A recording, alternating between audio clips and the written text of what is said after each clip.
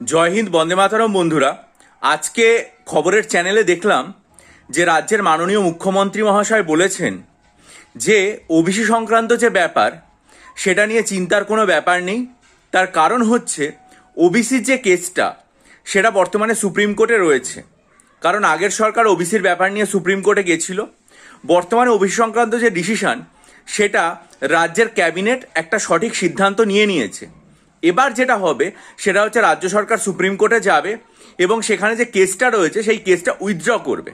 কিন্তু এই মুহূর্তে সুপ্রিম কোর্টে গরমের ছুটি চলছে, তাই জন্য রাজ্য সরকারের পক্ষে এই মুহূর্তে সুপ্রিম কোর্টে যাওয়াটা সম্ভবপর হচ্ছে না।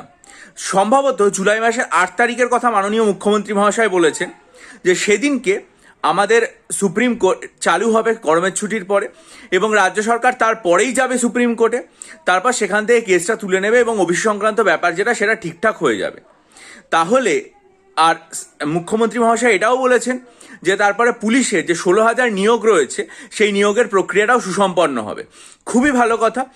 পুলিশের নিয়োগের প্রক্রিয়া যেখানে সুসম্পন্ন হয়ে যাবে এই সুপ্রিম কোর্ট থেকে কেসটা তুলে নেওয়ার পরে, তার মানে নিশ্চয়ই এটাও আশা করা যায় যে রাজ্যের যে পিএসসি মিসলেনিয়াস, পিএসসি ক্লার্কশিপ যে সমস্ত পরীক্ষাগুলোর রেজাল্ট আটকিয়ে রয়েছে বা মানে বিভিন্ন যে সমস্ত পরীক্ষা নোটিফিকেশান আসতে পারছে না, যেমন ক্লার্কশিপ, আইডিও বা 2025-এর WBCS এর নোটিফিকেশান, সেটা নিশ্চয়ই আসবে।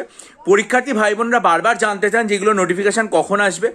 রাজ্যের মাননীয় মুখ্যমন্ত্রী মহাশয়ের এই যে কথাটা, সেটা সংবাদ চ্যানেলে আমি যখন শুনলাম আজকে, তারপরে আমার এটাই মনে হলো যে তাহলে হয়তো এই সমস্ত বিষয়গুলো আস্তে আস্তে পুনরায় আবার জুলাই মাস হয়ে যাবে এবং জুলাই মাসের 8 তারিখের পর যখন সুপ্রিম কোর্ট খুলবে সেখান থেকে যখন কেসটা নিয়ে আসা হবে তারপর। সুতরাং আমরা আশা করতে পারি যে আগস্ট মাস থেকে এই যে একটা ডেডলক তৈরি হয়েছে সেই ডেডলক কন্ডিশনটা কেটে যাবে এবং আগস্ট মাস থেকে পুনরায় চাকরির পরীক্ষাগুলো নোটিফিকেশান আসবে।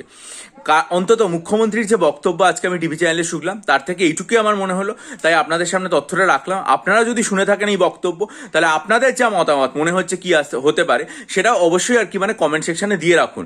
পাশাপাশি এটাও মনে রাখবেন যে আগস্ট মাসেও যদি আসে তাহলেও কিন্তু পরীক্ষা হবে তো বটেই, তার জন্য আপনারা আপনাদের লেখাপড়া যেটা সেটাই কিন্তু বন্ধ করবে না। এবং সেটার জন্য যদি মনে হয় যে আসন্ন মিসলেনিয়াস পরীক্ষার জন্য আমার কাছ থেকে 24টা মক টেস্ট নেবেন, পাশাপাশি আর্ট এবং কালচারের ডিটেল স্টাডি মেটেরিয়াল নেবেন, 3000+ static GK MCQ study material নেবেন, অথবা ডেসক্রিপটিভ বাংলা, ডেসক্রিপটিভ ইংরেজি স্টাডি মেটেরিয়াল নেবেন WBCS এবং মিসলেনিয়াসের জন্য।